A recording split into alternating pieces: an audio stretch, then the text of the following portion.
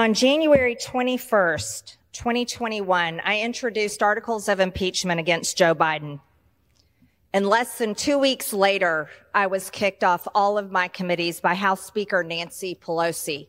They said it was for Facebook comments and replies and likes, but we all know the truth. It was because my articles of impeachment on Joe Biden were correct. He was indeed abusing his power as Vice President of the United States. Now we have more information to prove that not only was I right then, but it was more damning than we already knew. But I'd like to roll back. President Trump was wrongfully impeached twice. And both of these impeachments must be expunged by the House of Representatives. But what I'd like to talk about is the difference in the type of information we have. The Democrats brought out the Steele dossier. The Steele dossier was written as a Democrat political opposition research paper.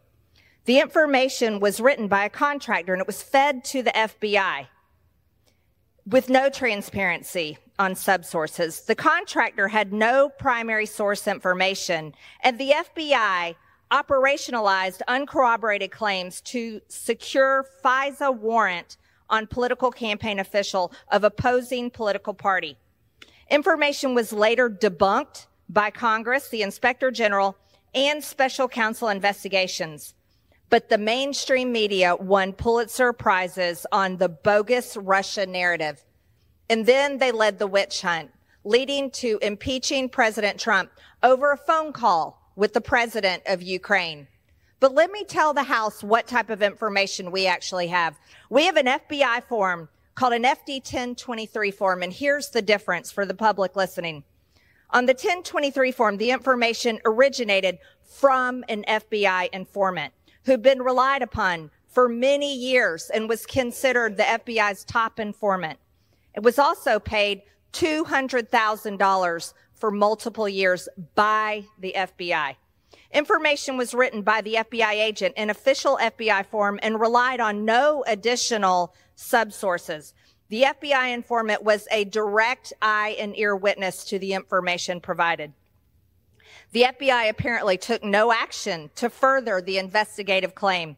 The FBI has refused to describe any investigative steps to assess the investigative information. Therefore, it has not been debunked, despite White House's lies and false claims. The mainstream media has largely ignored the story or parroted the White House false claim. What does the FD 1023 form tell you? I'll tell you exactly what it says, because not only have I read it, I also have it in my possession right here.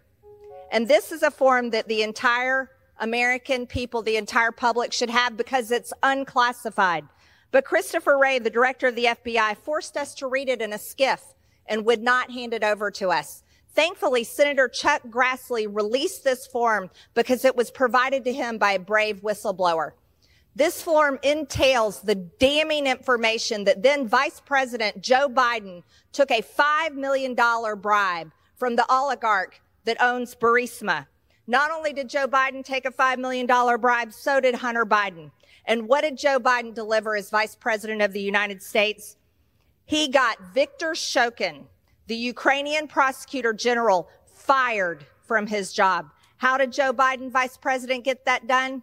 He threatened to withhold $1 billion of U.S. aid to Ukraine until Viktor Shokin was fired. And you want to know what? He was fired. In 2016, Joe Biden himself bragged to the Foreign Council and told them that he got him fired. He bragged about it. It's on video. But that's not all they've done. Hunter Biden has also gotten his father on the phone over 24 times to talk with his business partners and talk with them about the business that they are doing. And even more so, in our possession, through our investigations on our Republican-led committees, we also have a WhatsApp chat that says, from Hunter Biden, I am sitting here with my father, and we would like to understand why the commitment made has not been fulfilled. Who's his father? Joe Biden. Tell the director that I would like to resolve this now before it gets out of hand, and now means tonight. And it continues on.